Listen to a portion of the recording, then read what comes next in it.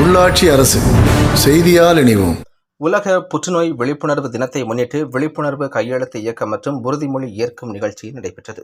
கோவையில் உள்ள விஜிஎம் மருத்துவமனை சார்பாக புற்றுநோய் விழிப்புணர்வு நிகழ்ச்சி கோவை ரேஸ்கோர்ஸ் பகுதியில் உள்ள மீடியா டவர் பகுதியில் நடைபெற்றது.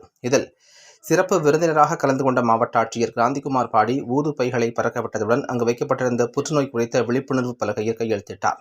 இதேபோல் நிகழ்ச்சியில் கலந்து கொண்ட 200க்கும் மேற்பட்ட பொதுமக்கள் புகைப்பிடிக்க மாட்டோம், புகையிலை பயன்படுத்த மாட்டோம், மது அருந்த மாட்டோம், துரித உணவுகளை விடுத்து உடலுக்கு ஊட்டச்சத்தினை அளிக்கும் திணை உணவுகளை உண்போம், தினமும் உடற்பயிற்சி செய்வோம் போன்ற புற்றுநோயை வருமுன் காப்பதற்கான உறுதிமொழி ஏற்ற பின்னர் புற்றுநோய் விழிப்புணர்வு பலகையில் கையெழுத்திட்டனர்.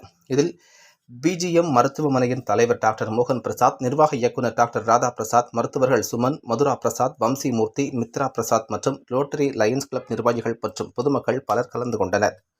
இன்று பிப்ரவரி 4ஆம் தேதி உலகெங்கும் புற்றுநோய் தினமாக அனுஷ்டிக்கப்படுகின்றது.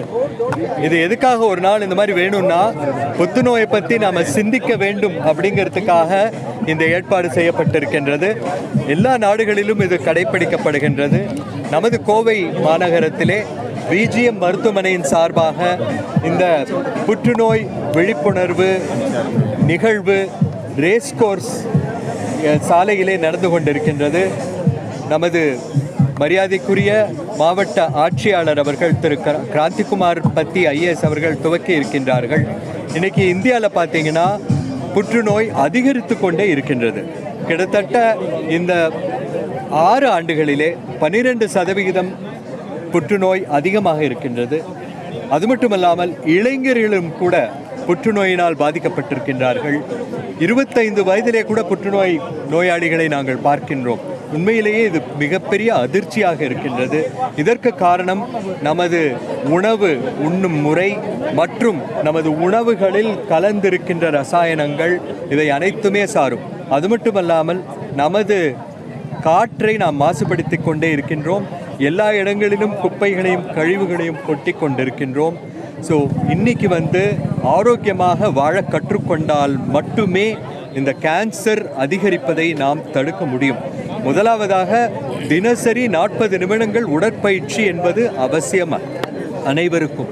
அது மட்டுமல்லாமல் நம்ம உணவில் எளிமையான உணவுகள், நம் முன்னோர்கள் என்ன உட்கொண்டார்களோ அந்த முறையிலே நாம் உணவு உட்கொண்டால் நமக்கு கேன்சர் வராது. எளிமையான உணவு, சிறுதானியங்கள், காய்கறிகள், பழங்கள் மற்றும் யோகா என்ற பயிற்சி, இவை அனைத்தும் இருந்தால் கண்டிப்பாக நாம் கேன்சரை தடுக்கலாம். இந்த கருத்து பல 100 1000 மக்களை சென்று சேர வேண்டும். அடுத்த தலைமுறை ஆரோக்கியமானதாக அமைய வேண்டும். நமது குழந்தைகள் கூட இப்பொழுது உடல் பருமன் அதிகரித்து கொண்டே இருக்கின்றது.